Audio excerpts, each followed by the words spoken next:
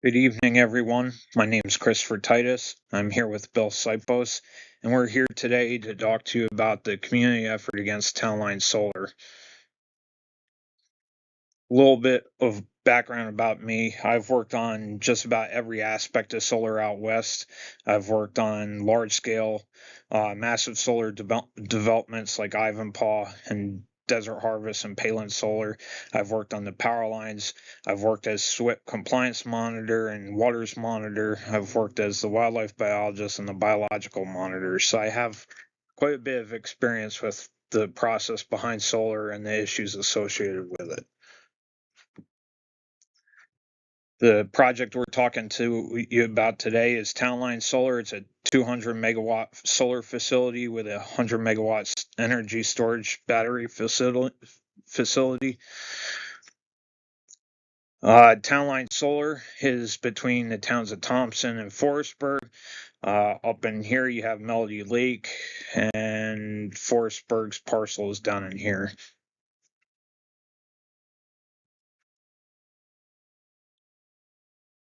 Here's another map. You can see the gorge, the Neversink Gorge protected area to the right.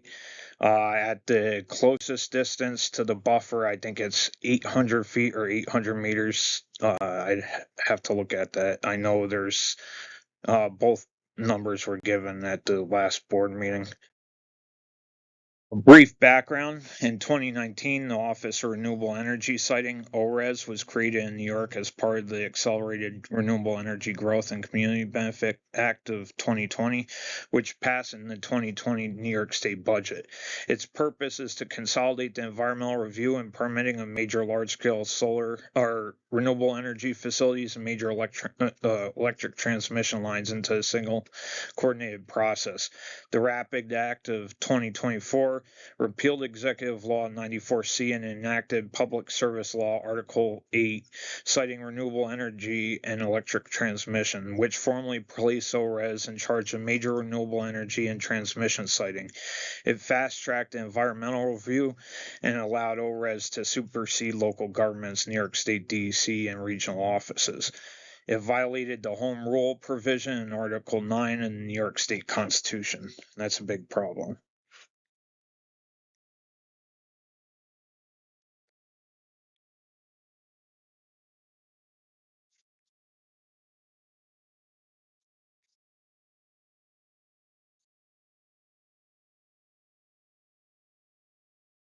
WE's involvement in the Townline Solar and Battery Storage Project in Sullivan County in New York began in 2023 when the company started engaging with local agencies. You'll see that I highlighted that in red. I'll explain why in a second. And stakeholders as part of the permitting review process, cleanenergyforsullivan.com. The communities was highlighted in red because April 2025, RWE hosted a poster session to the town of Thompson residents. Town of Forestburg residents did not receive the same letter nor any notification of the project until June 2026. The letter was thrown out by most of the community since it appeared to be junk mail. The poster session was part of a preparation of expert analysis and over 2 years of prepared documentation showing all the benefits of the solar. There is no question and answer or public forum to express our concerns. The process so far, I contacted the Office of Sustainable Development. They directed me to the Matter Master. New York State DEC Region 3 directed me to Albany. They both said that they couldn't do nothing. Albany directed me to ORES. I tried contacting ORES to no avail. There's one contact number, and I must have called it approximately 30 times with no answer. I submitted a FOIL request to ORES, and I received a response to the Matter Master 24-03035 to submit public comment and received a request to talk to ORES Direct. I have yet to follow up with them. I'm drafting a response to the Matter Master, including any findings that I have from local projects around here and my concerns. It's going to be a little bit more detailed than just any sort of letter. I recommend that anybody that's on this call submit their concerns through the Matter Master process, and I'll give you that link. Here's the Matter Master. I'll send you a link at the end of the slide. Right now, there's currently 0 public comment. The party list went up to 9 the other day. And then you post comments using the button there.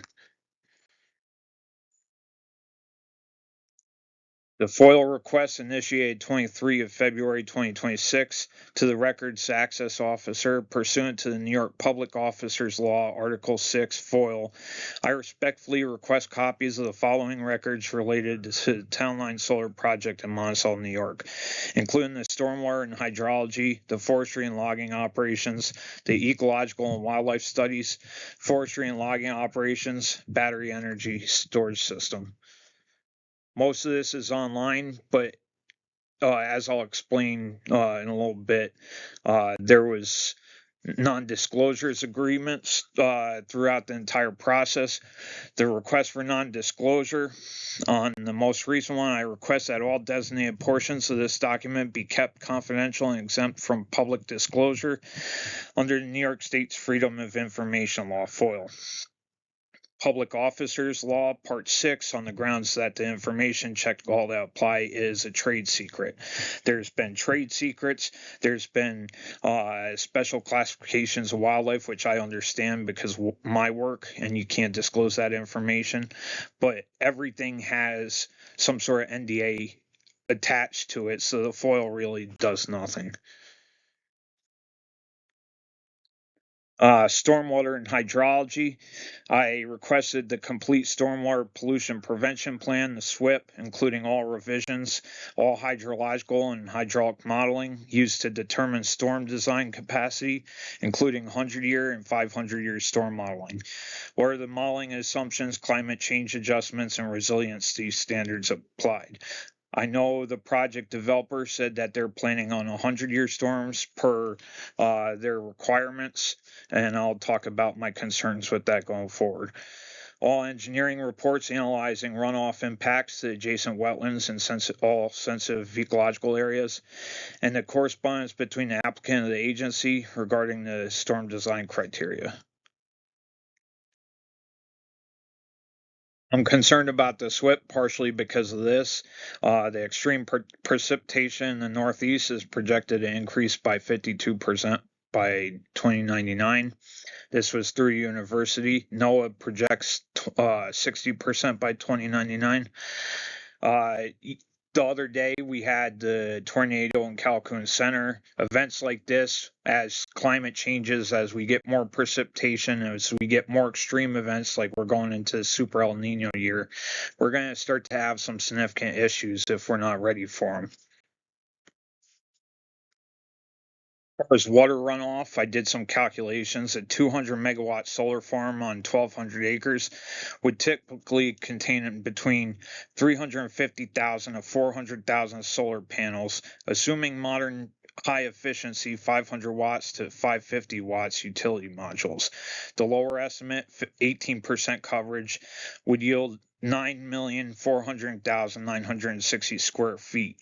Note that the calculations utilize a standard hydrology metric where 1 inch of rain on 1 square foot yields exactly 0.623 gallons of water. 100-year storms in the Northeast are around 5 to 7 inches of rain, are 29,323,500 gallons at 5 inches of rain, or 44.5 Olympic pools. A 500-year storm in the Northeast being 7 to 9 inches of rain, which isn't unheard of because Bear Mountain got hit by a 10-inch storm in 2023. That'd be 46,878,000 gallons at 8 inches of rain, which is 17,554,500 gallons more than the 100-year storm, or 26 Olympic pools over the 100-year. The 1,000-year storm in the Northeast, 9 to 11 inches of rain, and then going up from there, would be 58,647,000 gallons at 10 inches of rain, which would be an increase of 29,323,500 gallons, or 44 Olympic pools over the 100-year. that's significant because, yeah, the 100-year is where most projects come in at. That's all they have to do. But the 500-year and 1,000-year storms are happening a lot more all over the country. To give you an idea of how much that is, the weight of the 1,000-year is about the weight of a Nimitz class aircraft carrier.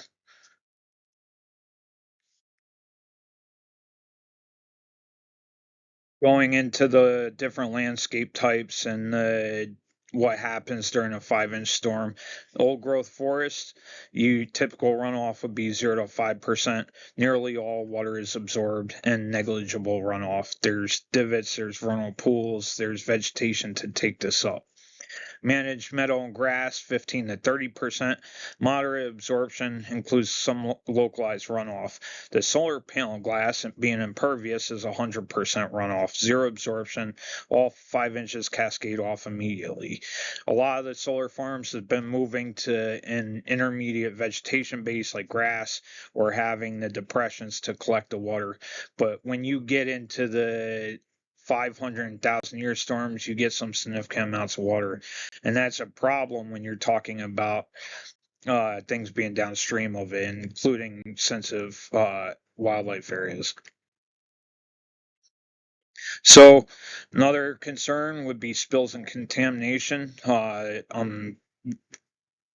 Concerned with the best management practices to make sure that there's monitors on site, what the response to these spills are, and what the proximity to water resources that would be, especially like the refueling areas, any concrete washouts, anything on site where there's a fuel loading or some sort of potential for contaminants anytime that something's filled with hazardous materials would be a concern too.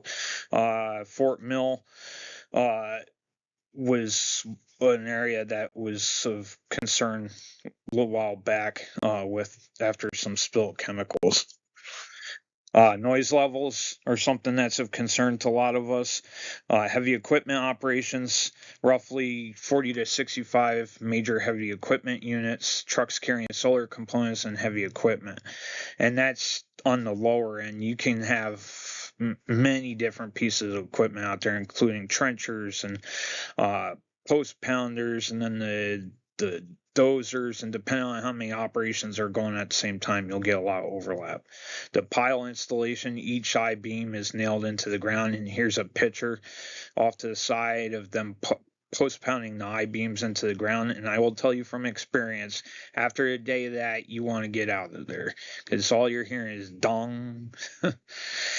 The inverter humming or fan noise as the project gets developed, the string inverters, the DC to AC power, you get a normal hum and the whirring of the fan throughout the day. And you can hear it around these plants. You get a low hum noise that's definitely noticeable.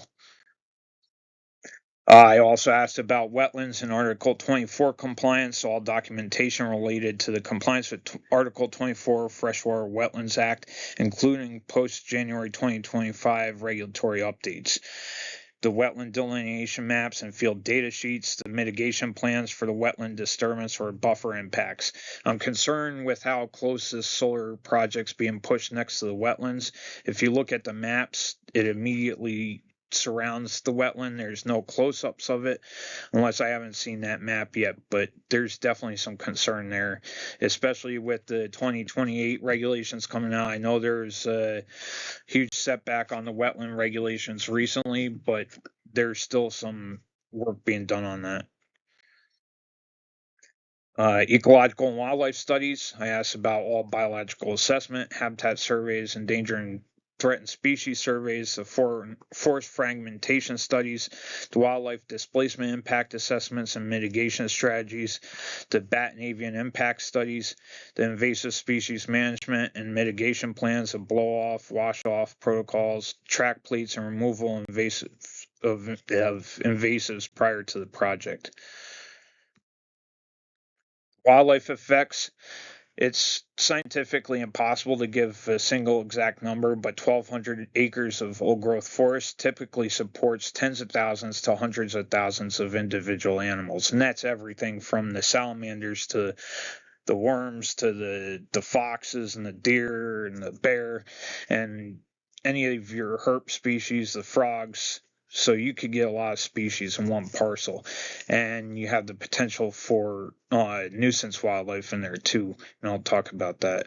Habitat loss and fragmentation, large-scale installations clear vast swaths of land, replacing natural vegetation with thousands of solar panels, displaces native animals, and breaks contiguous wilderness isolated patches into isolated patches.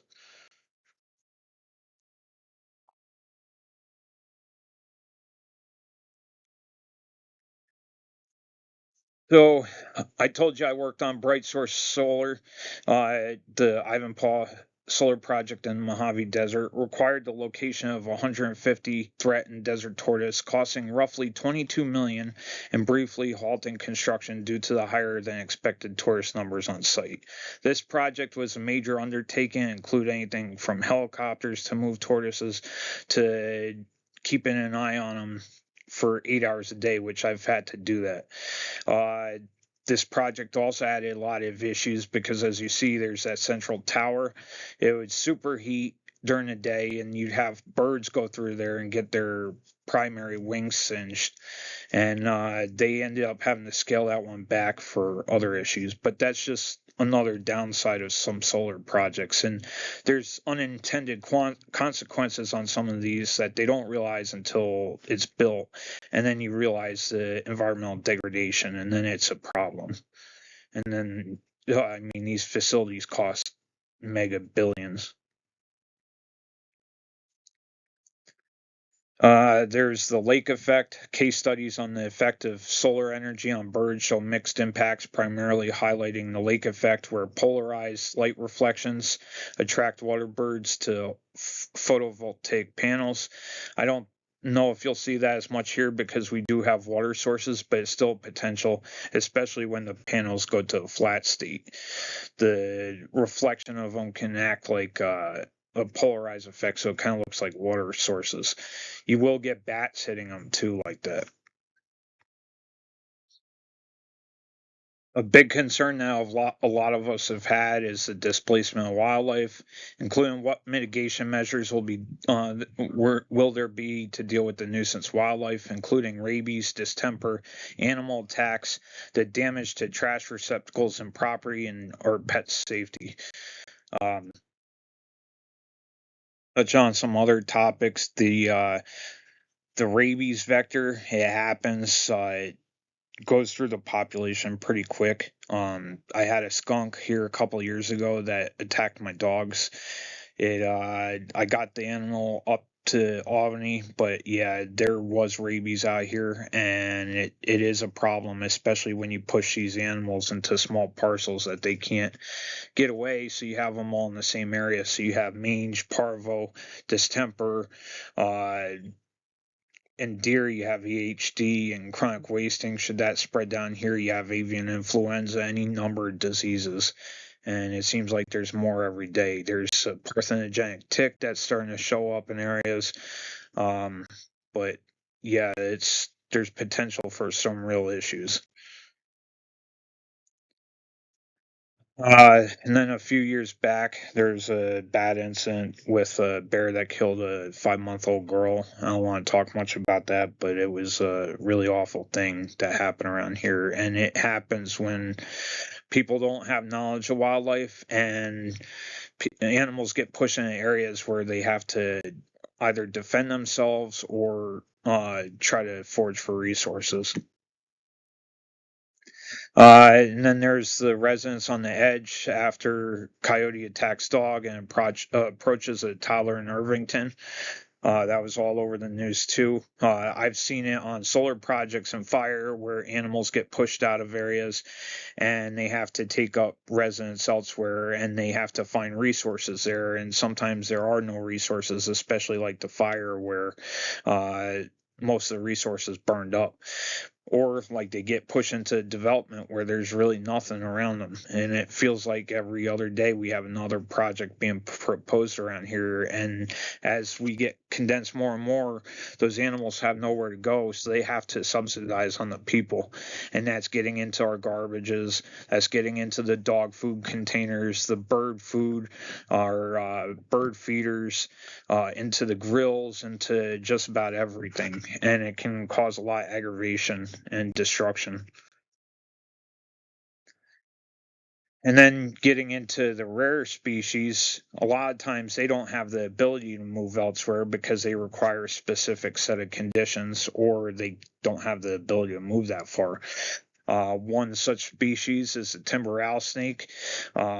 They drop significantly when in survival rate when moved long distances, with studies showing mortality rates can jump to over 54% for translocated snakes, compared to roughly 11% for resident snakes. Short moves of less than 200 yards keep survival high, while long distance move cause dangerous, exhausting wandering. How dens are going to be protected will removing the habitat surrounding the den impact the population. Timber rattlesnakes are state threatened. And I've seen it with other species of rattlesnake. You cannot move them that far, and they require certain habitat conditions where if you're destroying all the habitat around it, they require gestation areas and movement patterns. I'll talk about that in a second. But yeah, and having all that equipment out there, I've had rattlesnakes under a piece of equipment. I've had them on tortoise sites. I've had them getting caught in bird netting, just about everything. So it is of a concern, especially when they're state threatened, that we're going to have a bunch of equipment out there. And I want to know what's going to happen to them, because if you move them to the gorge, there's a lot of people that hike down there. If you keep them on site, then they're going to get run over by equipment, and you don't have that far to move them. As far as the timber rattlesnake, adults males average about 220 acres, 90 hectares of active seasonal range. Non-gestating females average about 74 acres, 30 hectares. And then the gestating pregnant females require localized type basking areas, rookeries of roughly 21 acres, 8.5 hectares, where they remain sedentary near the den or upper ridges. And then they have their denning habitat too. So yeah, there's quite a bit of conditions that they require, and they require relatively undisturbed areas, and they're very prone uh, to population decline. There's diseases like SFD that are being noticed. There's collection issues. There's people killing them because, unfortunately, rattlesnakes have a bad name. Some more background information. Natural heritage records are only good as the people collecting the data. I used to collect natural heritage records all over the state, but there's certain areas where there's never been natural heritage records done. This area hasn't had many biological surveys, nor the need for it over the last couple hundred years, because most of the people here have lived sustainably with the land. There have been minimal surveys for wildlife done around the area. Touch on that again. Desktop reviews are not consistent with what is on site. I noticed that on another project I've been concerned about, where the DEC mapper had nothing show up in the desktop review. But I listed, I forget how many species. There's about 5 to 10 state threatened and rare species, and then a whole list of fairly significant species around the area. The project is also adjacent to the Neversink Gorge Protected Area. I don't know if you'll be able to see it from up on the ridge on the other side, but that is a concern. As a unique area, it's a sensitive area, and it should be kept pristine. Wexler was down in there for a long time, and he was a steward of that land. eBird, I don't know how many people around this area use eBird. I do, but I'm not sure how many others do. And then biological surveys, with exception to LCA's Hudsonia studies, the preliminary project surveys and wildlife studies, and what I've done around the Barnum Wetland Complex, there's been very little done. I've done extensive background work to try to find any previous surveys that have been done, and the early naturalists really didn't come up around this area, and we didn't have many that lived on this road. My family's on good section of this road for the last couple hundred years. Forestry and logging operations. I was concerned about the timber harvesting permits or approvals, correspondence regarding the logging prior to completion of public comment and without the county or town notification. Trucking compliance documentation regarding forest pest transport regulations, including the 50-mile transport limitation compliance. And that's for carrying firewood. It should be the same for carrying timber, but I'm not certain on that. I'd have to look at that again. Destination of harvested timber, compliance documentation, forest pest mitigation documentation, alternatives analysis, why forest versus brownfield or row expansion, the environmental impact statement sections addressing land alternatives. This one concerns me a lot because there's a lot of potential for other areas that aren't old growth forests that sustain a significant amount of species next to a natural unique area. Some of the forest pests I'm concerned with, there are many more than this, but here are some of the ones that are local to this area. Hemlock woolly adelgid, the emerald ash borer, beech leaf disease, the nematode, is I'm starting to see it pretty significantly around here. I'm starting to see spongy moth here and there. Some of the pine bark beetles. I haven't had confirmation of this yet. I've had people tell me that they've seen Asian longhorn beetle, but I need to see it for myself. And if anybody does see that, pass that on to the state immediately.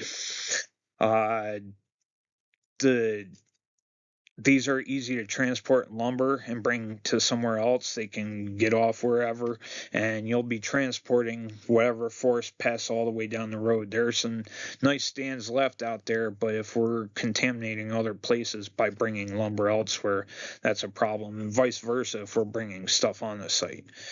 And then new issues from equipment transporting, either bringing stuff on or off, and then there needs to be blow-off/wash-off protocols. And this was something that was really significant out west because of the invasive species issues between the fire risk and the issues with the forest pests.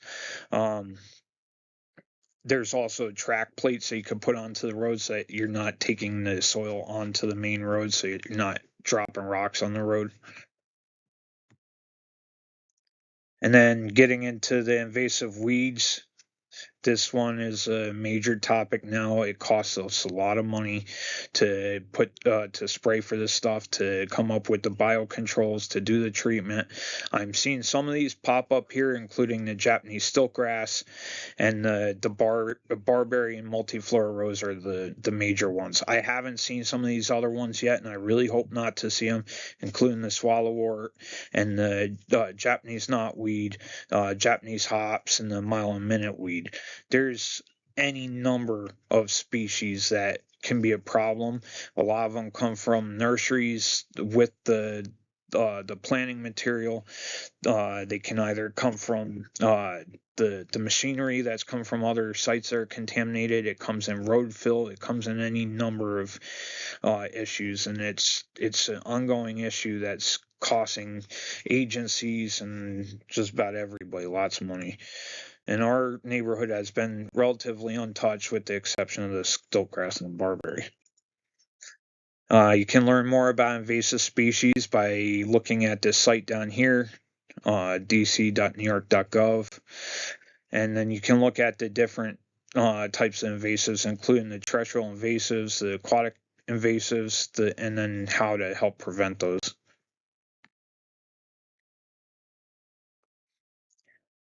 Okay, so I'm going to go into a different aspect now. So, assuming equal rates of incoming energy from the sun, a transition from A, a vegetated ecosystem, to B, a photovoltaic power plant installation.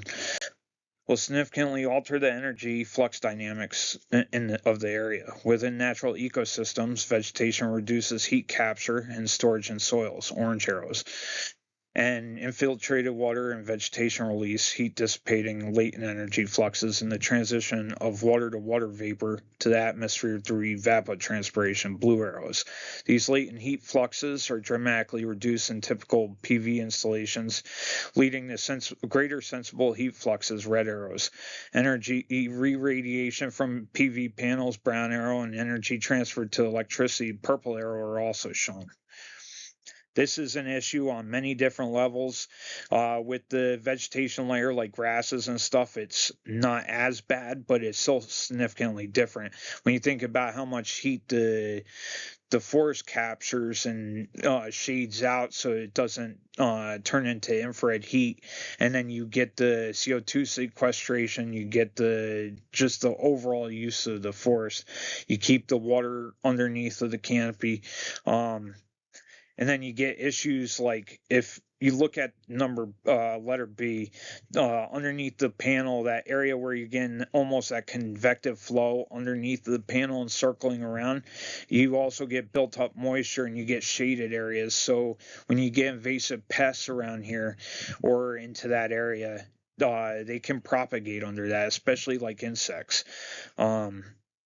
In the corridors between the solar parcels, I'm also concerned with edge habitat species, a lot of your invasive edge habitat species that could be a problem, even including things like some of the birds, cowbirds, and any number of them. And then any of your invasive plants that'll propagate through that causeway and then spread onto site, and then outside of site into our area. Okay, so I'm going to show you some different projects that show you what before and after, and it's significantly different, and it's kind of depressing to see this happen in real time. I watched it with the Joshua trees. I've watched it with the creosote scrub. I watched it Santa Barbara County reliability. I watch it on any number of projects where you take the bushes down, you take the plants down, and usually you end up cleaning up some dead wildlife underneath. But there's a lot of downsides to this, not only for what I've talked about already.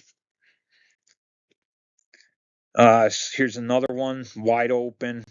There's no tree cover now. There's a buffer that goes around it to protect the facility. Another one, buffer around the project.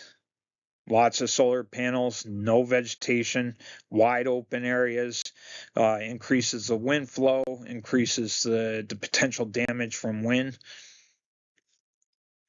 Here's a large one that's starting to get in the realm of what ours is going to look like. You can see these corridors in between. There's not much space for wildlife to move, and any of your sensitive species would not be crossing through those areas. It'd be the nuisance wildlife, it'd be foxes, it'd be coyote, it'd be all the animals that are taking those to get to areas, and then they'd be picking up invasive species, whatever the case might be, and bringing it with them. Here's some alternatives to do solar the way that we're doing here, because I think building in an old growth forest is one of the worst ideas ever. There's brownfields, there's parking lot structures. We have parking lots all over the place here. Why can't we put shade structures with solar panels on top of that and tie into the grid there? There's the ones that look like trees that cover parking lots. And mind you, this also reduces infrared heat coming off the parking lot, where you're not cutting down a forest and getting increased infrared heat. You're keeping the trees and reducing the infrared heat there, but you're also reducing the infrared heat over top of the parking lots. And here's some different types of solar structures. Some of these are pretty interesting. It's a lot of them are from different countries that have tried things. On brownfields is a big one. I'd like to see more of that used in areas that we don't use anymore. It'd be nice to turn some of those over to solar, but not cutting down forest next to ecological areas. on top of warehouses. We got all these warehouses around here and all these stores. It'd be nice to work with them to get some solar panels on top to reduce the consumption. Um, any number of ways to do things. You could do it through the median on the highways. We have all that grass through the middle that somebody has to mow. Why not put solar panels down there? Reduce the amount of mowing you have to do, but also increase the energy that we can obtain through that. There's discussion of doing solar panels on the road. I don't think that's going to take off just because of the wear and tear. But some of the soundproofing walls are solar capable now. There's road covers that like tunnels and stuff that you can put solar panels on top of. And then there's also an issue with solar fields with the solar tripping, where you get either massive shutoff of solar facilities or they're not operating to their conditions. They flux the grid when they go through snowpack or when you're having really cloudy days for weeks on end, or you get a bunch of smoke. The conditions out here are not what I worked in out west, where you have maybe 10% of the year is cloudy, if that, probably less than that. Here, greatly different. I mean, our efficacy with solar isn't going to be what you'll get out west. I'm all for solar, but done the right way, not cutting down forests to put in solar panels. Going into the battery energy storage systems, this was part of the FOIL request. I've learned some more about the BESS system since. They've built on them a lot, and they've done a lot of research into fire suppression technologies. There is also the issue that something does fail, and BESS systems have failed over the course of their lifetime. I know there's a lot of research being done into them to make the fire suppression a lot better and to teach fire departments about the fire suppression to cool it off versus just putting out the fire. There's different techniques that have come out of this, but there's definitely been some fires associated with them. Some of the notable ones were the Moss Landing Energy Storage fire in 2019 and 2021, the McMicken Battery Energy System in Arizona, the Liverpool Battery Energy Storage System in New York in 23, SDG&E Battery Storage in California in 24, and then most recently the Warwick Battery Energy Storage in New York in 25. Some of the issues that you can see. This was out of Warwick when the lithium ion battery fire started. You can get thermal runaway failure, which you get a release of some toxic gases, including hydrogen cyanide, hydrogen fluoride, carbon monoxide, hydrochloric acid, NOx, and then the sulfur dioxide. And all these gases are super deadly. I think they switched over to lithium ferrous phosphate batteries, but I'm not exactly sure what they're using on this project. Again, a lot of NDAs, a lot of non-disclosure agreements, and they're keeping a lot of stuff close to the chest.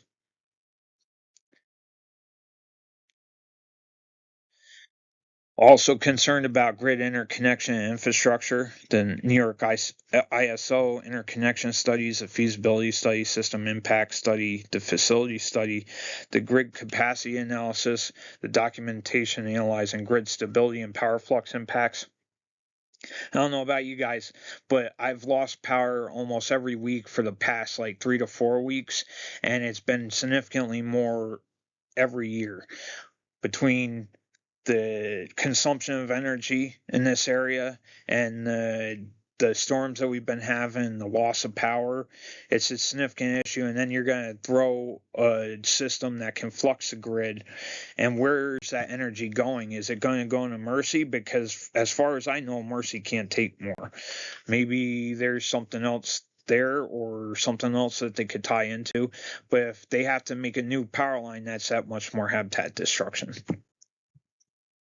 Road use and infrastructure, another one from the FOA request, the traffic impact studies, road use agreements, the maintenance and repair agreements with the town or county, and the documentation regarding truck routes and safety compliance. When you start to get the amount of vehicles that they're discussing associated with this project, including the solar panels, the heavy equipment coming on and off the site, the water trucks, the ones carrying the solar panels and the infrastructure and the battery storage. It's never ending, and then you're constantly getting more equipment on site, and all that is an impact to infrastructure. It's also an impact to our driving conditions and having large 18-wheelers coming up and down the road all the time, as we've seen with the logging trucks.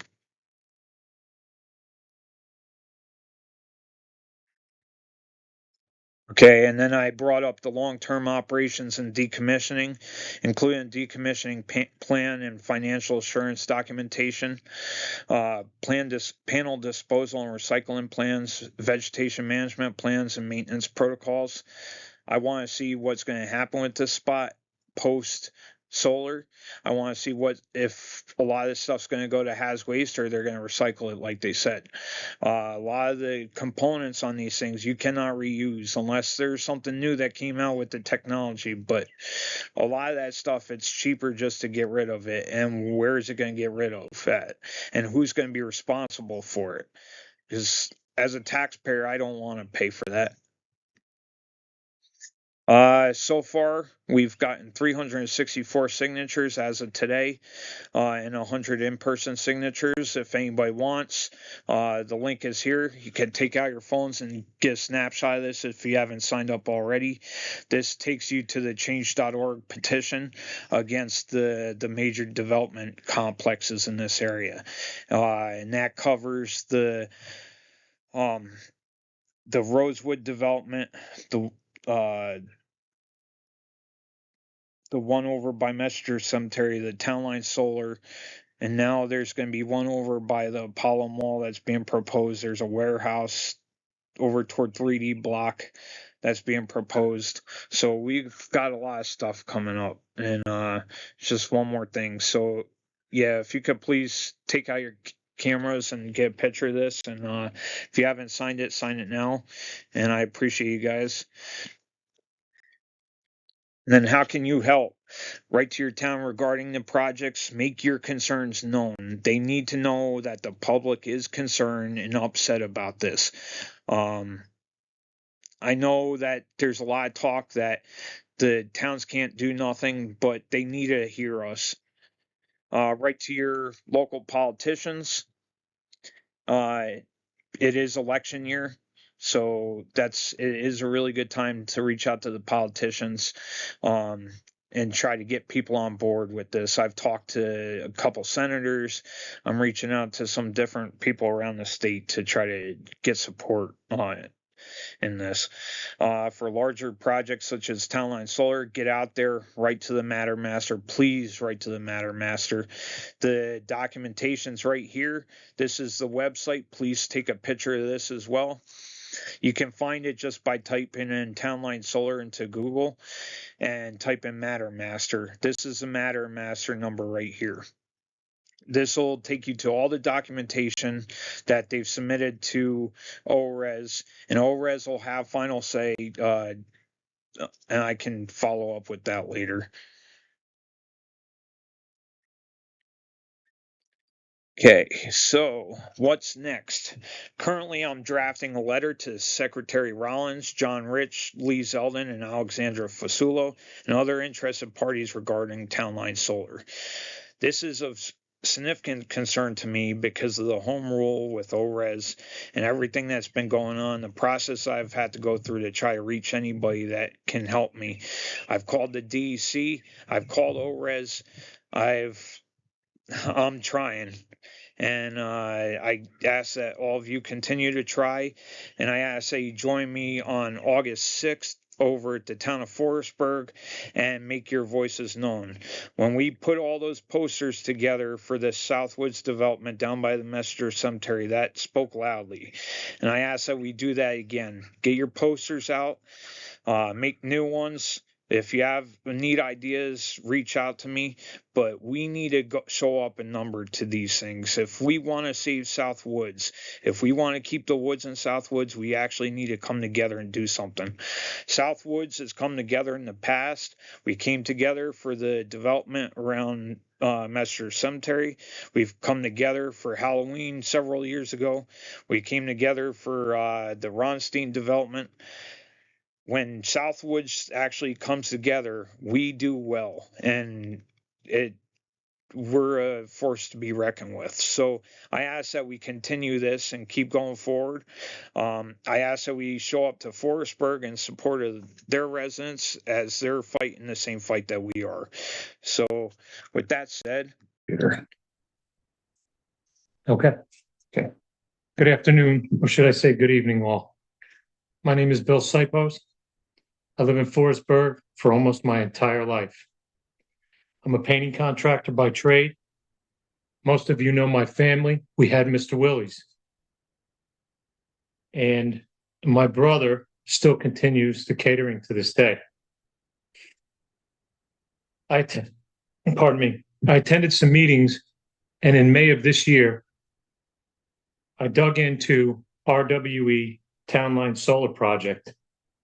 I took it upon myself to send out a postcard in color, double-sided, to every resident in the town of Forestburg, trying to get my bearings and understand exactly what was going on.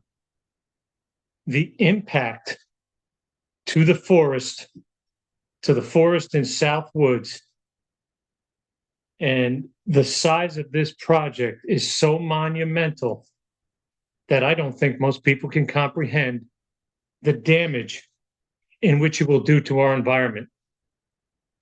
1, Forestburg has always had forest in it. 2, Ben Wexler spent his entire family fortune fighting the state of New York for the Neversink Unique Gorge. In the postcard in which I had originally sent out, it's very clear. The Neversink Gorge is the 75th last greatest place in the United States.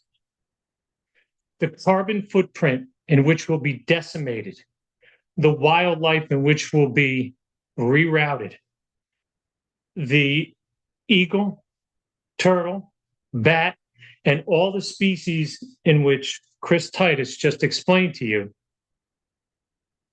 we have no idea the amount of monumental damage in which it will create. On the Forestburg side, as what was described in the June 4th meeting, which I'll get to in a minute, I was told, as so many people and residents of Forestburg, only 300 acres on this side. 1,200 acres in total, but the correspondence that was mentioned, which at a later date, we will post the entire June 4th meeting where 2,980 acres was supposedly allotted. Well, that's a big difference from 1,200. A battery storage facility of 10 acres, which is 100 megawatts. The gorge is a gift from the right hand of God. Forestburg, unique unto itself, the smallest town in this county. This place is, should I say, a little piece of heaven. And people come here to hike through the gorge, to enjoy the Mongup, to enjoy its natural beauty and the landscape in which we have been so very blessed with. The gorge also extends into the town of Thompson. The residents of Melody Lake have expressed great concern. The residents of Southwoods are totally befuddled, as so many are in Forestburg. Upon that card going out, in which I mentioned earlier, I then took documentation and I reached out to a mutual friend of mine who was friends with Chris Titus. I had much conversation with Chris. Chris put enough faith in me, and I put enough faith in Chris. His expertise on the background and the biology of the environment is unsurpassed. What I will disclose with you folks tonight will definitely give you some insight on how and why we are now sitting here.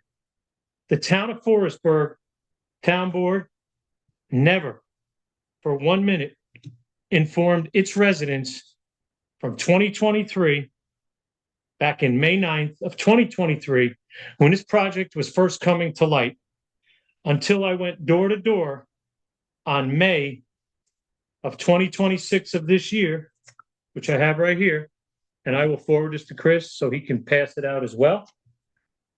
Nobody even heard about it. Some people said, well, we heard about it. We don't want it. We also, on 42 prior to the firehouse going towards Monticello, they put a 60-acre solar farm in. It's the old Pfeiffer property. We had people at the meeting saying, I've never had so much animal traffic that came into the roads that has been rerouted. They clearly stated on that project that the residents of the town of Forestburg possibly would have a reduction in electric rates. Orange and Rockland was always notorious for high electric rates. New York State now, electric and gas, I think, has surpassed us. And if not, we're both tied. No benefit to the residents, decimation to the landscape. We also have that project, so you understand, which I can back this up and I'll get to it. The 60 acres yields approximately $120,000 a year, which includes paying taxes from the solar company on behalf of the owner who leased the land back. And that happens for 25 years, approximately 2.5% each additional increment each year on an increase. $120,000 on 60 acres. Where is the benefit to the town? Where's the benefit to the environment? Where's the benefit to the natural habitat, the species, and the ecosystem? In my world, there is none. Without further ado, I told you about the June 4th meeting. I will provide Chris a copy of that so we can forward it. I have also here tonight additional documentation that was supposed to be sent out to each town. I'm sorry, each resident in the town of Forestburg. I was going door to door with it, and a slight illness had overcome me, so I wasn't able to get this out prior to the June, or should I say the July 16th meeting.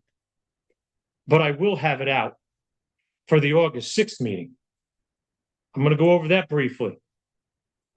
On the July 16th meeting, and I will tie this in, on the July 16th meeting, a gentleman, I cannot pronounce his first name because I was not at this meeting, presented the town board with documentation.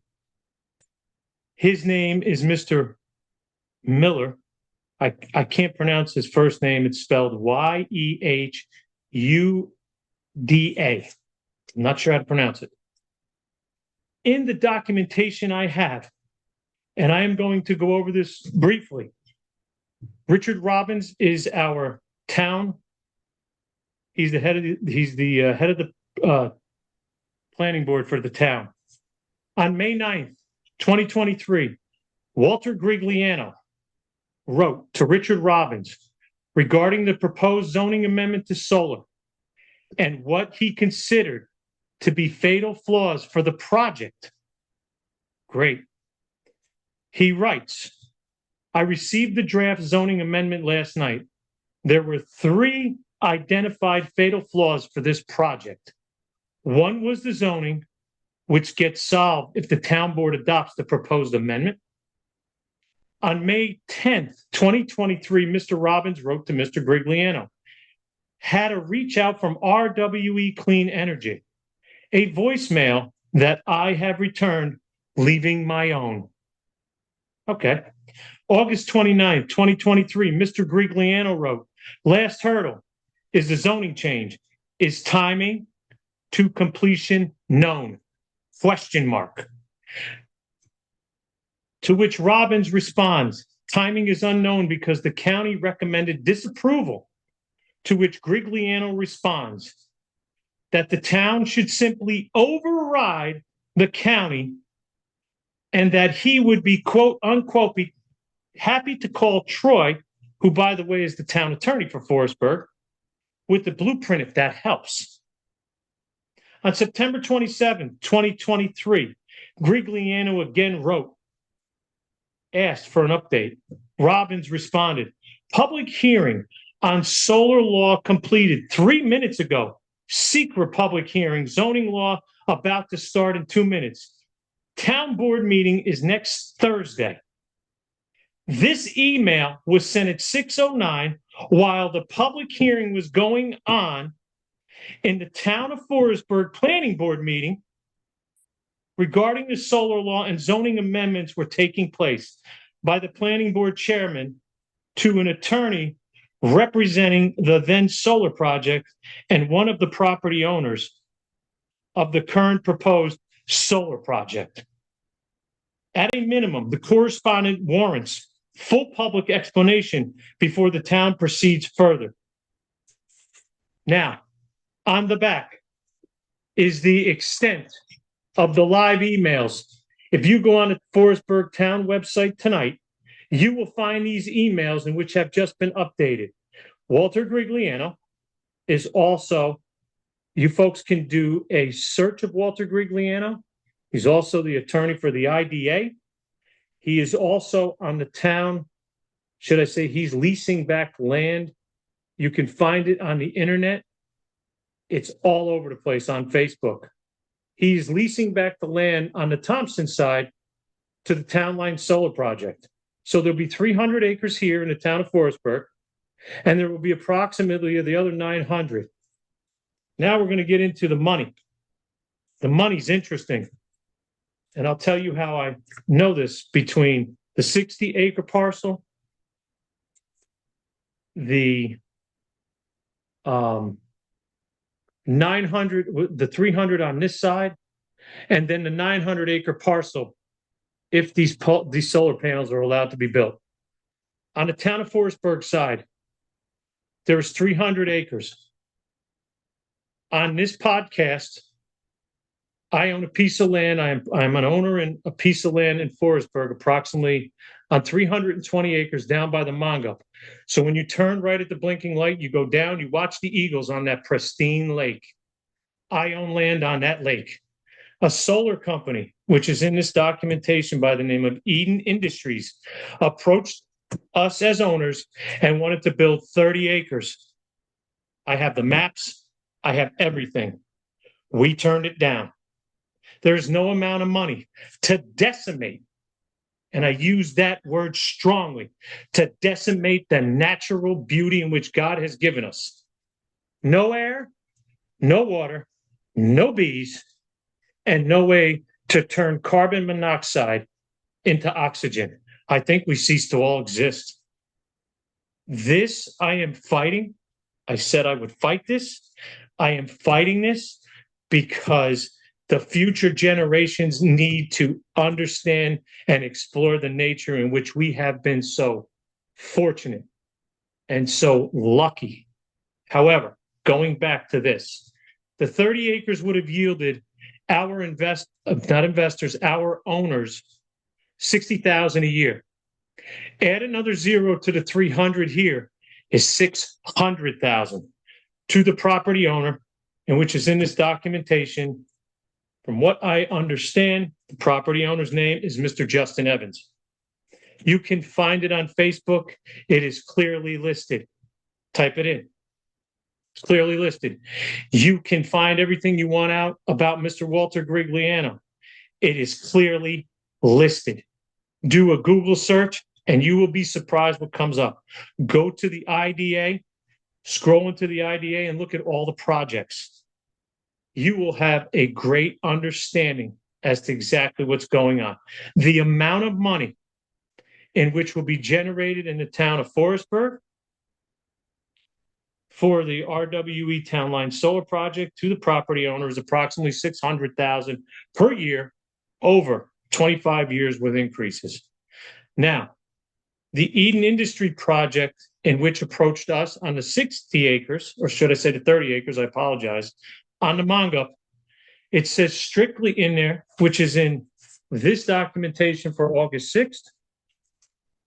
It says right here, and I will read it to you briefly. And this part is wonderful. I love this part the best. Confidentiality. The owner and project company and a necessary their professional advisors agreed to keep all correspondence and information between the parties and the terms, exclusive lease and lease agreements, and the designs, plans, and methods of the project company confidential. Okay. Save the extent to the parties are required by law to have a supply such information to professional advisors and disclose such information. It's right here. It's in this little packet. I'm going to go through this packet. On the front page, I put together this packet. And on the front page, number one, the time that RWE officially notified Thompson and Forestburg wildlife study that was also done early on 12/23. I want to know what happened to the prior months. There is also information on legal action against RWE, the solar law project. There is also a section in here of law in which the town board, based upon the recommendation of the planning board, changed our law, section 138-14 of our town code, in which was adopted on 10/23, that allowed this project to hence move forth. The emails solidify and clearly indicate as to the action thereof forth to change our laws. Our laws that were on the books did not permit this type of solar projects. That's what the emails are about. Now, also in here is some legal action in which RWE is having problems with. There's one in Georgia, one in Michigan. Here in our town code, 138-14, this is the law in which was changed on 10/23 and adopted for this project in the town of Forestburg. And it clearly states, which I'll go back to the original emails, not the shortened version. General application, large-scale ground-mounted solar energy systems are permitted now in recreation, residential, and rural conservation zoning districts as a special use subject to the requirements of this chapter.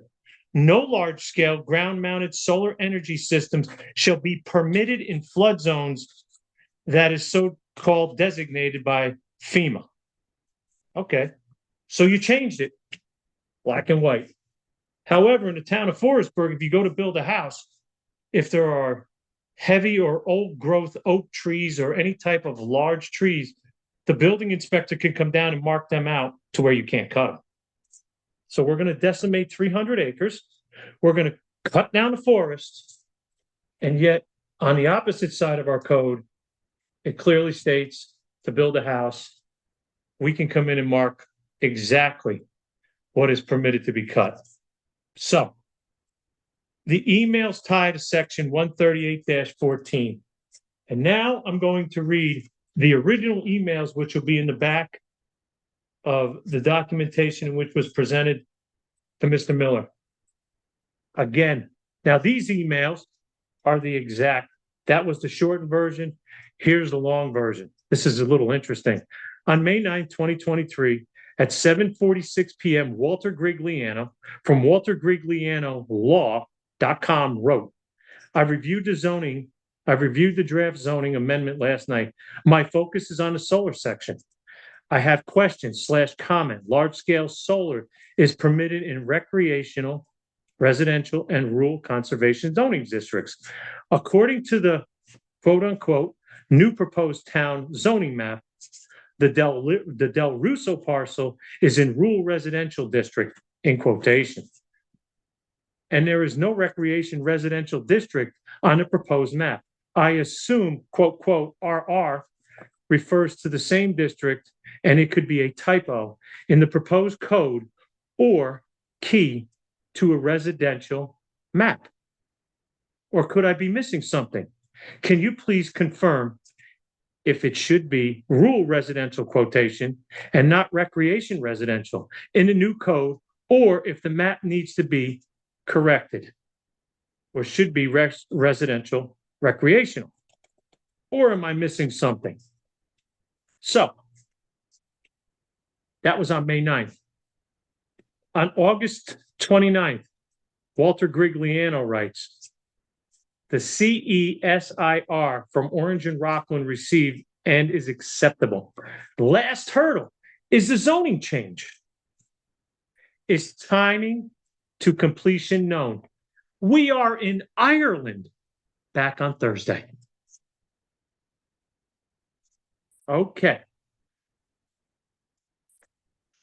Wait a minute. On August 29th at 3:18 p.m., Richard Robbins writes, enjoy your last few days in Ireland. Didn't watch the game, but I saw that Notre Dame, quote unquote, sank the Navy in a blowout.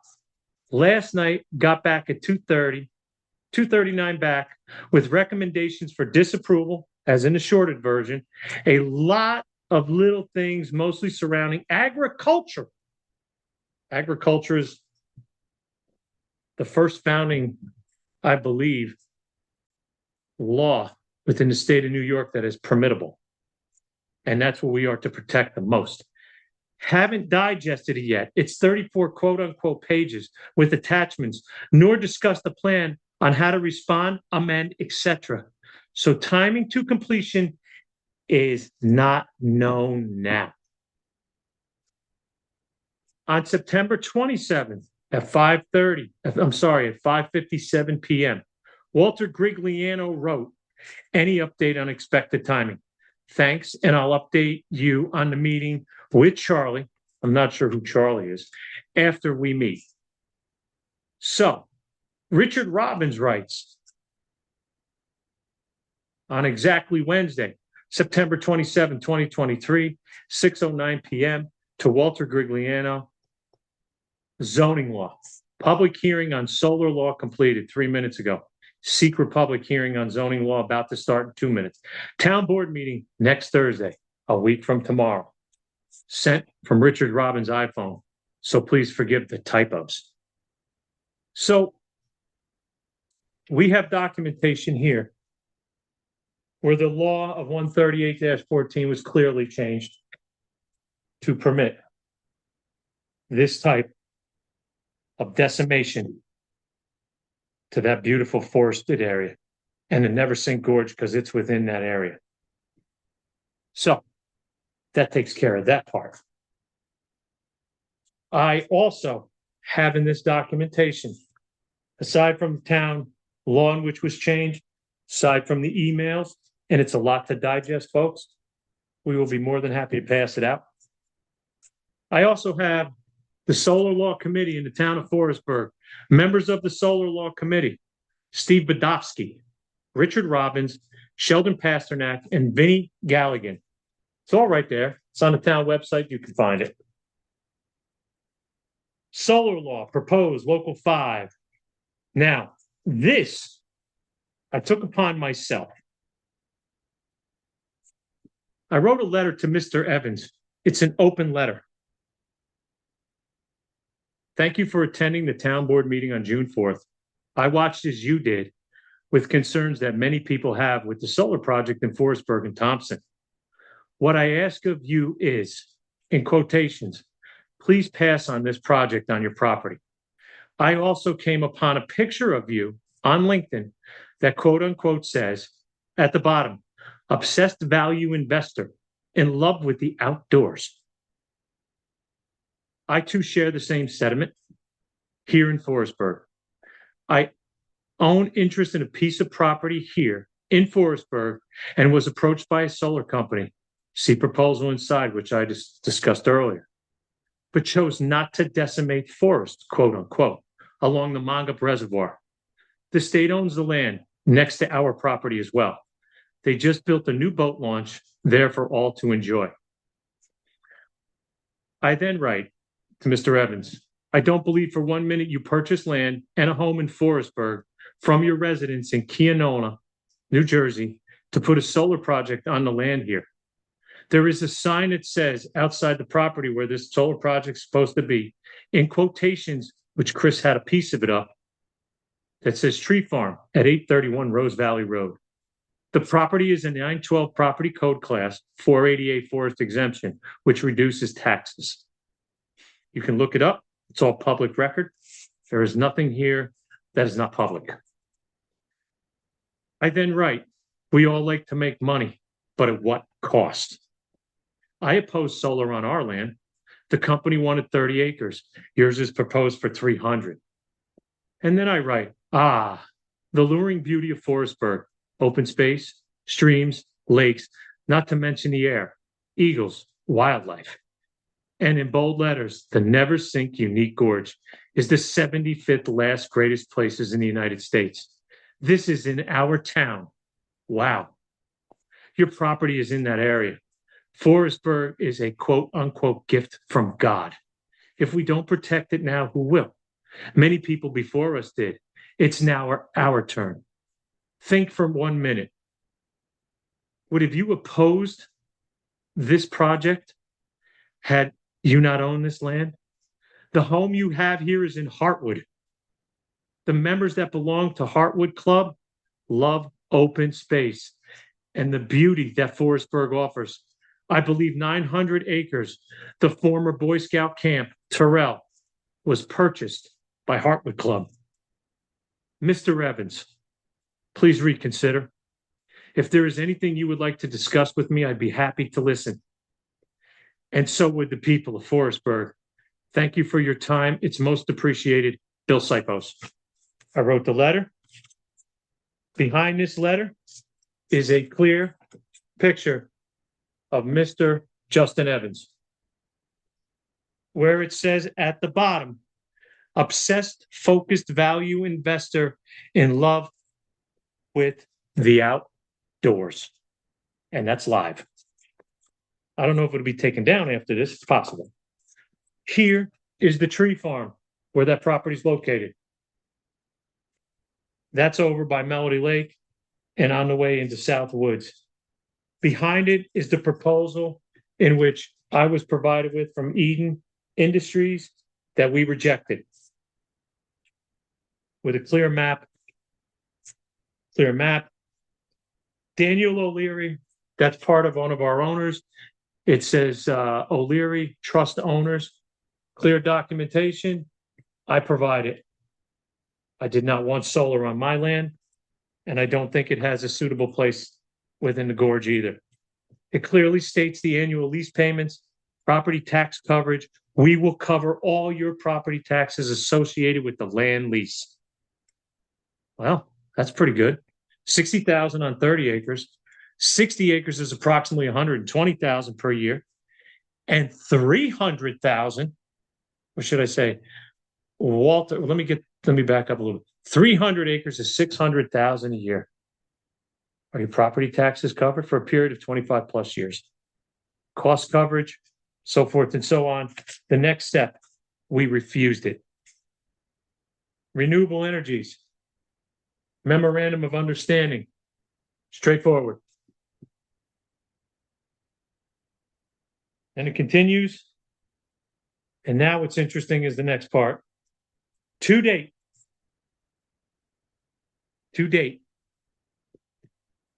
the town of Forestburg website, in the left-hand column, what you are looking at, there is still no mention of the town line solar project to this date. So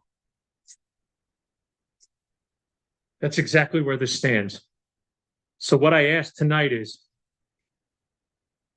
something different, something that may have never been asked. One, I think the town board, the town of Forestburg needs to reconsider in light of the documentation in which has been brought forth between the communications, or should I say, the emails between Mr. Grigliano and Mr. Robbins. One. Two, I think the town board needs to draft a letter and say at this particular time, we need to investigate this, and then we can go from there. In the town of Thompson, for the first time, maybe in many, many years, town of Forestburg is kind of quiet. Town of Thompson has a lot going on, largest town in the county. I think it is imperative that we all work together on both sides of the aisle. I'm not afraid to go door to door in Southwoods. I know many people in the town of Thompson. I am not afraid to put forth the effort that I will put in Forestburg to save the gorge in the town of Thompson and Southwoods. There are many people I've spoken to here. This is greater and larger than anything that I have ever done environmentally. I love the town. I love the gorge. I love the county. And for this to take place after Ben Wexler spent his entire inheritance and family money to fight the state of New York, along with so many other people. Gene Raponi was a big conservationist in the town of Forestburg. There was opposition years ago over the Partridge fence, where so much land was fenced in.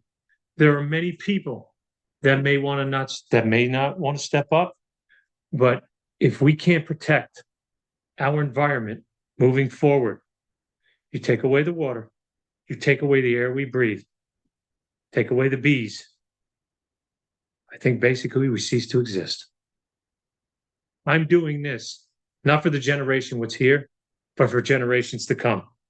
It's a noble cause, it's a respectable cause, and it's definitely the right hand of God, what he has given us. As far as the Neversink Gorge is concerned, Chris touched on the battery systems. There was a law passed here to accept the battery system. Nobody ever stated in the town board meeting as to what size it is. Now that we've dug into it, if that battery system, even on the Thompson side, ever was to catch fire, I don't think you could put it out before Middletown. You would burn all of Southwoods, Rock Hill, Maston Lake. You would burn Yankee Lake. You would burn Abashakill. You would burn over the top of the ridge into Bloomingburg. Maybe you could get a handle on it. But based upon what Chris has uncovered, and based upon the documentation in which we have put together and taken the time for this, I ask that everybody write. I ask that everybody get involved, both on the Thompson side as well as Forestburg side. I have no problem with going to Thompson board town meeting. I have no problem with sitting down with Scott Mace, who's the current supervisor. I have no problem sitting down with their board. Whether they entertain me or not, doesn't matter. I do own property in Thompson as well. So I think moving forward, Chris and I are going to sit down and have another podcast. We will have further documentation where we are going to post or try to get the entire video for the June 4th meeting so we can post it in the town of Forestburg. And you can then see the difference in the reaction based upon what was said at that meeting from the public officials. At this point, Chris, you and I talked about one other thing. The other thing in which Chris and I have discussed, and this is a little bit more of a twist than tonight expected. Chris has outlined a list of agencies in which we are going to forward this video to. We are going to forward the documentation in which we have. We are going to forward from Chris's environmental documentation because of his background in biology. His lengthy knowledge on solar and the environment is unprecedented. Chris, I'm going to ask you at this time to share the text messages in which you receive, if you feel so inclined to do so. Yeah, I will. I'm turning this over to Chris. I want to thank you all for listening. We will have a question and answer session at a later date. We will update you periodically on the Town Line Solar Project. I think it needs to be revisited. I think our landscape in the town of Thompson and the Gorge needs to be protected indefinitely. And if it takes the federal government to get involved in protecting it, then maybe they need to be notified as well. It's the 75th last greatest place in the United States. Go ahead, Chris. Okay, so Thank you all. thank you all for showing up. So getting this meeting going, I think you've seen that there's quite a few changes going on. And I took the link down for the meeting.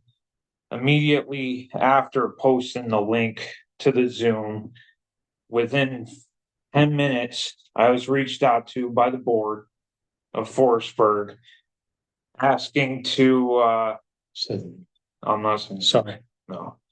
I saw your post about the Zoom meeting Friday. Give me a call when you have a chance. Thanks. Mhm. And then I had a phone call afterward and then had follow-up conversations.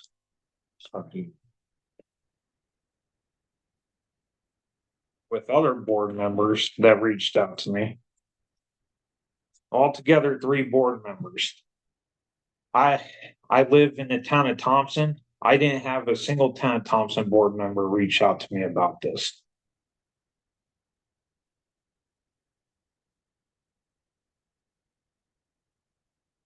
And this all happened within a day while I was at work, so it was quite a bit. I'm a Forestburg resident, a retired, and the last 10 years have been the chairman at the Forestburg Planning Board.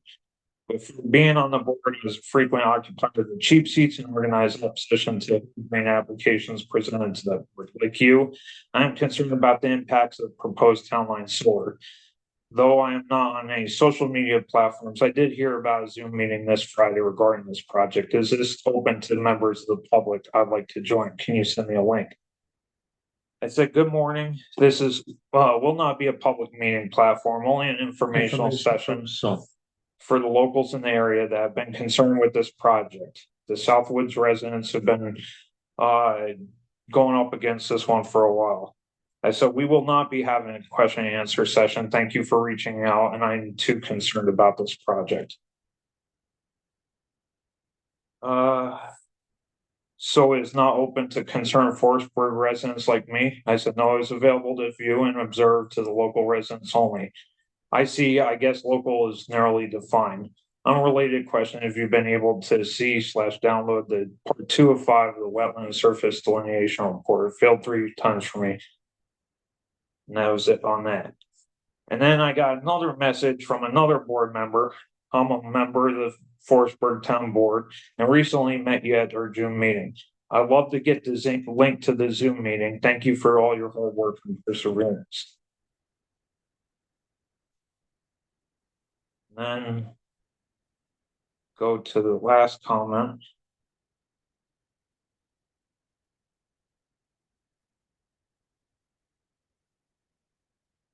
Open.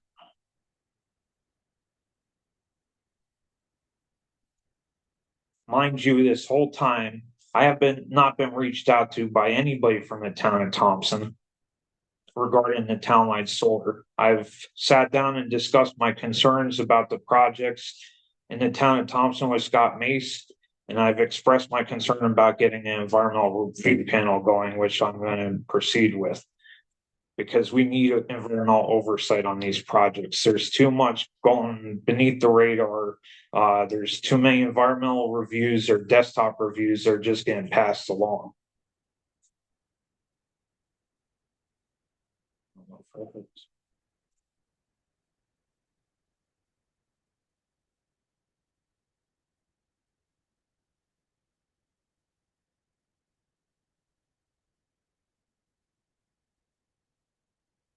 Here it is. Hey Chris, please send me a link. Your dedication and knowledge of environmental issues concerning large projects is second to none. Thank you for hosting this. I know Townsend and Forestburg and Sullivan County have combined forces to pool resources to do the best we can to address any compliance issues we find in the huge application they just filed with ORES. At some point in the fall, we, all three municipalities, plan on having a public informational session at the government center after our legal and engineering review the document. ORES has 1 year from July 19th, 2026 to decide on this. If they do nothing, it becomes automatic approval on July 20th, 2027. And that was it. So at this time, folks, what I'm asking, dive into the backgrounds of the people in which we mentioned here earlier. Take a look. In numbers, there is nothing we cannot do. Like I said, I have no problem going door to door in Southwoods or any part of the town of Thompson. My family, as I said earlier, had a business there. We believe in people. We believe in our community, and we definitely believe in our environment. If we do not take this step,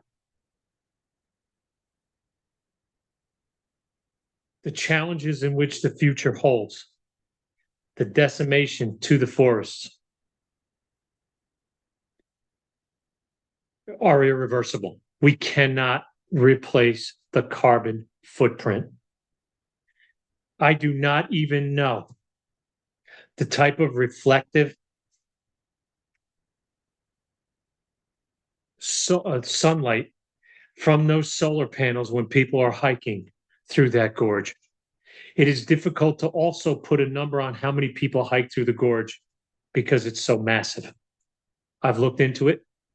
There are people from all over the world and probably other countries in which I don't even know. But the United States, we have this right here. Other areas in the United States build upon their environment. They build upon their community. And it's what keeps the people there for generations to come. There's nothing finer than taking your wife, girlfriend, boyfriend, hiking in an area that is basically untouched. I can't stress it enough. It is, there are no words to explain the type of enjoyment people get from it, the open space, looking across that mountain ridge, looking down through the ravine. I don't want to see solar panels that can be protruding from the ground 12 plus feet higher. Some of these solar panels may be as high as 20 feet. We are digging into the information on that. I don't want to use anything that's, I don't want to put anything out there that's not there. The documentation we have, we can circulate. It's all live. It's all been publicly been put out. I am pleading and asking everybody in the town of Thompson, town of Forestburg, to get together and go peacefully to both boards during their meetings and sit there and explain in detail what the gorge means to us on both sides, town of Thompson and Forestburg. It's our job to protect it. In upcoming podcasts, there will be, we possibly will do question and answers based upon what we found. I am not going to allow anybody to derail us, as neither will Chris. to be humiliated or any way, shape, or form. It's a sensitive issue. Some people may not care. Other people may take other issues in which the county's facing with and think of them in that capacity. However, on a positive note, when you walk out your back door today and you look at that natural beauty and you can hear the water run and you can hear those birds, it is almost a deafening sound. I had foregone solar. I do not care about the $60,000. The land is greater than any money that ever could be produced. And on that note, I would like to say thank you. Yeah, Chris? thank you. I appreciate you all coming out. And thank you for taking the time tonight. We do appreciate it. Yeah, definitely. I appreciate everything you all have been doing.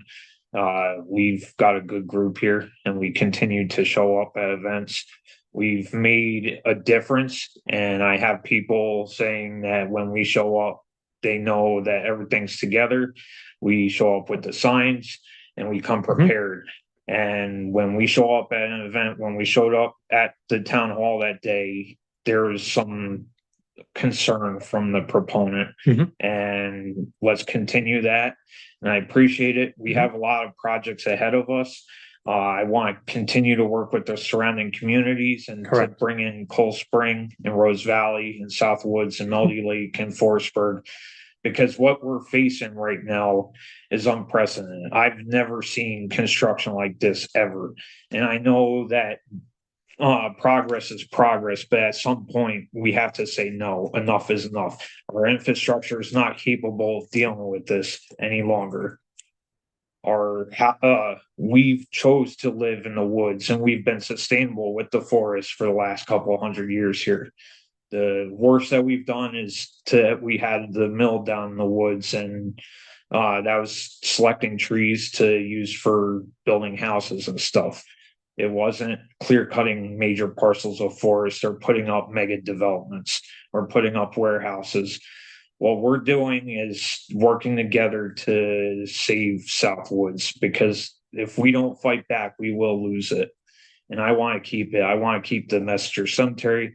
I want to keep the surrounding areas. We have a lot of really nice wetlands out by us, and there's a lot of resources down there that nobody's aware of. I keep finding new species. I found the wood turtle recently, which is being proposed for federal listing. That if it gets federal listing, that's in a whole nother realm. I've had northern long-eared bat on recordings. I've had any number of the listed species are proposed for federal listing. I've had federally listed insects show up. I've had state listed insects. I'm looking for I might do some eDNA to look for some species to have quick methods of capture. Just trying to get as much done as I can. I'm only one person, but we'll see what we go from there. I'm going to keep looking at some other options to help us out here, because there has been no surveys. I've been talking to the Lake Communities Alliance and bringing them in, and I'd like to involve them as well as others that are interested in this Town of Thompson environmental review panel, because so much is getting in under the radar. Some of the projects I've seen are they're doing environmental reviews and saying that there's nothing there, but when I go out there, there's several listed species. The documentation is saying that there's no hunting when there's hunting all over the area. They're saying that there's no wetland disturbance, yet the maps show that there's trenches going through the middle of wetlands. And these are the sort of things that if you don't catch them and let them go, we're going to lose our environment quicker than you can blink. I've seen it out west. I've seen it on large scale solar. When you let stuff go, you're going to lose it. And I don't want to lose Southwoods. Our family's fought for this area for a long time, and I thank you all for coming out. Thank you. Good night. Have a good night.